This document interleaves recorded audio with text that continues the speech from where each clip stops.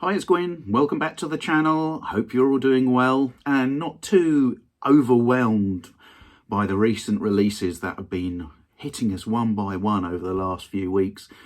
Had Living in the Material World, we've had the US album box sets, we have Beatles 64, but yep, there are some other releases which have kind of gone under the radar a bit. So I thought I'd focus on a few that have come out, and one of them is this, which is the I Want to Hold Your Hand Record Store Day release.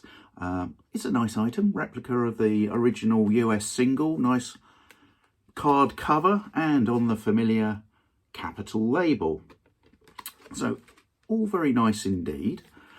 But I've got to say, £16.99 for a single does, ouch. You know, I think that is quite expensive for a single. I guess that equates to getting on for 21, 22 US dollars, I guess. I'm not sure if that's what you would pay in the US. Let me know. I'll be interested to find out. Now, I was able to pick this up the day after release in the UK, so picked it up on the Saturday rather than on the Friday. Now, I had a good chat with the owner of our local record store, and he was saying that really the event on Black Friday is a bit more of a subdued affair over here. I guess because it's a working day over here, whereas in the States, I think it is a public holiday in a good chunk of states, not all, I understand. But a lot of people do take a Friday off after Thanksgiving. And so, you know, you can make much more of an event of it in the States. But over here, most people are working, and so it falls a little bit flat. But if it's supporting your local record store, then it can't be too much of a bad thing, I guess. Another thing that I got, I showed you this a couple of weeks ago on a video, which was the Ringo Stop and Smell the Roses picture disc, which I ordered and got a couple of weeks ago, and it is a lovely thing. Show you the album itself.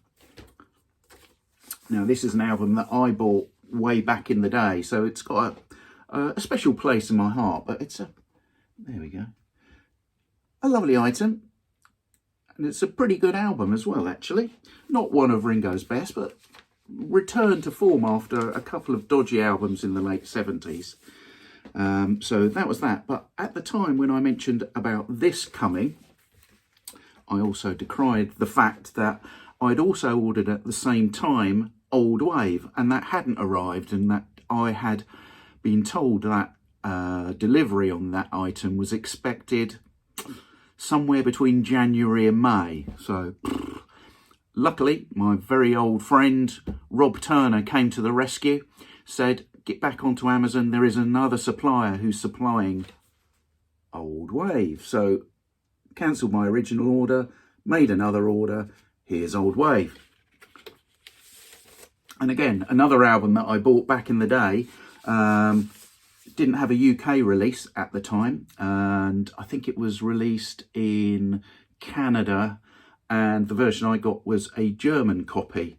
But there we go, Ringo, well back in the day, and this was an album produced by Joe Walsh, if I recall, and again, not a bad album actually. So very happy to have both of those in the collection. There we go. So two nice things. Also, over the last couple of days, I've spent some time absorbing the feedback from Beatles 64, and I've got to say, it's been quite a varied picture actually. There is a good number of people who really enjoyed it, got something from it, enjoyed the new footage, really said that they thought the quality of what was on display was really good. But equally, and I think in the majority are the fans who thought it was a missed opportunity, and some even describing it as an epic fail.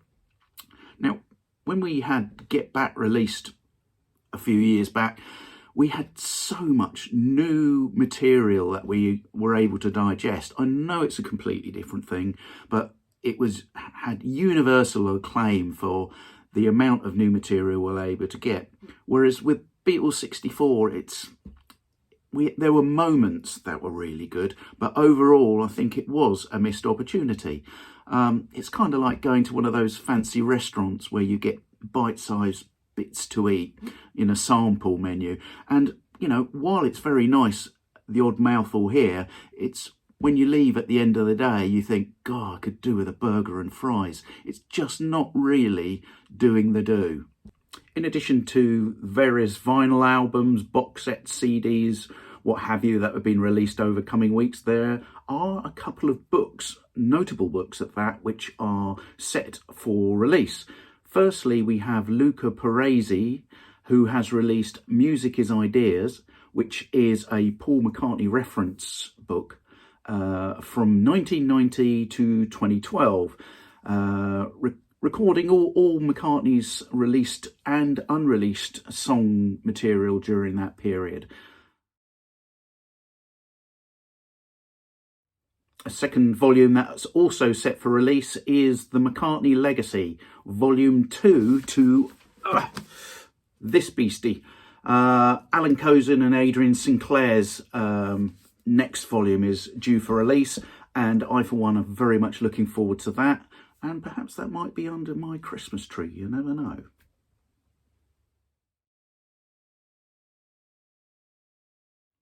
So just a little bit of housekeeping. We've got some very exciting videos coming up over the next few weeks. We're obviously on the ascent towards the Christmas period, and so I'd be very interested to know what you're hoping might be under the Christmas tree in terms of Beatle product. There's been plenty for you to choose from. So what would you like to see under the Christmas tree for you? We've got some exciting videos. In the next couple of weeks, I'll be fortunately going to see Paul in concert at the O2 in London. So very much looking forward to that. And we'll be giving a full review and feedback on my visit up to London. And we've got some special holiday season content which will be winging its way. So please stay tuned to the channel.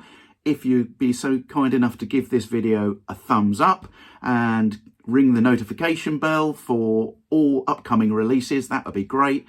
And if you don't mind considering a subscription to the channel, it doesn't cost anything, and again, helps the channel very much indeed.